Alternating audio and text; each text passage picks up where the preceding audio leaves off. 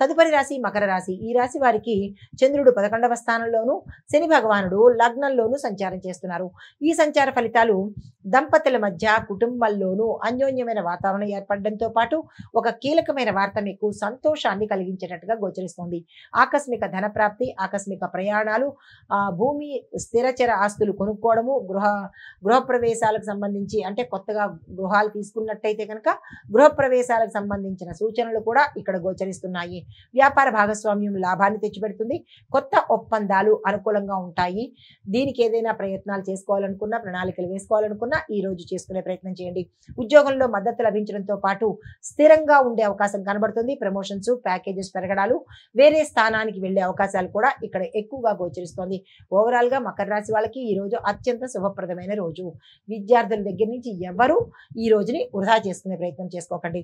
మీకు చెప్పదగిన పరిహారము శివాలయ సందర్శనం చేసుకుని మీ పేరిట అక్కడ స్వామివారికి అర్చన చేయించడంతో పాటు అక్కడ 2 నిమిషాలు కూర్చుని కాలభైరవాష్టకాన్ని పఠనం చేసినట్టయితే మంచి ఫలితాలు పొందుతారు. నమస్తే.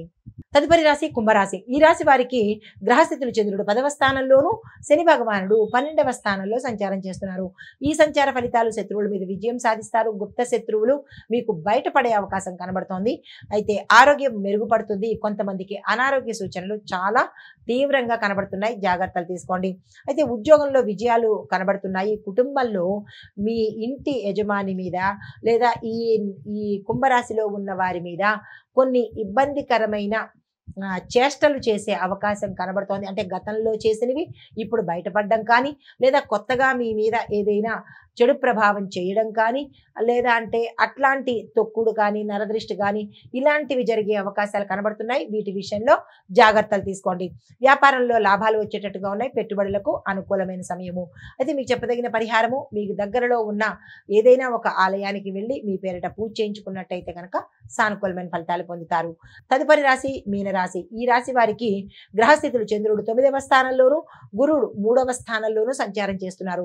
ఈ సంచార ఫలితాలు విద్యార్థులకు అత్యంత శుభప్రదమైన రోజు.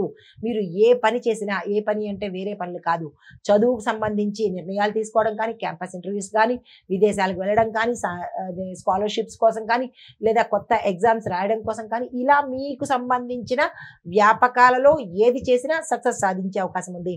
తర్వాత సృజనాత్మకమైన పనులు, సృజనాత్మకమైన కళారంగంలో ఉన్న వాళ్ళకు, అనగా సినిమా, టీవీ, నాటక రంగము ఇలాంటి రంగాల్లో ఉన్న వాళ్ళకు కొత్త అవకాశాలు రావడంతో పాటు మీ పేరు ప్రఖ్యాతలు ప్రపంచానికి తెలిసేటట్టుగా గౌరవ మర్యాదలు పొందే అవకాశం కనబడుతోంది.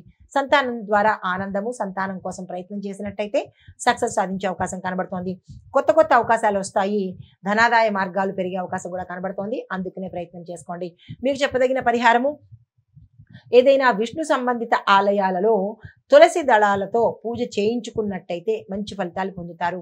తదుపరి రాశి ఓవరాల్ గా ఈ రోజు మేషాది ద్వాదశ రాశుల వారికి శుభ ఫలితాలు ఎక్కువగా గోచరిస్తున్నాయి. అయితే కన్యా రాశి వారు మాత్రము అత్యంత జాగ్రత్తగా ఉండే అవకాశము, ఉండవలసిన పరిస్థితి ఈ రోజు ఏర్పడుతోంది. కన్యా రాశి వారు జాగ్రత్తగా ఉండండి.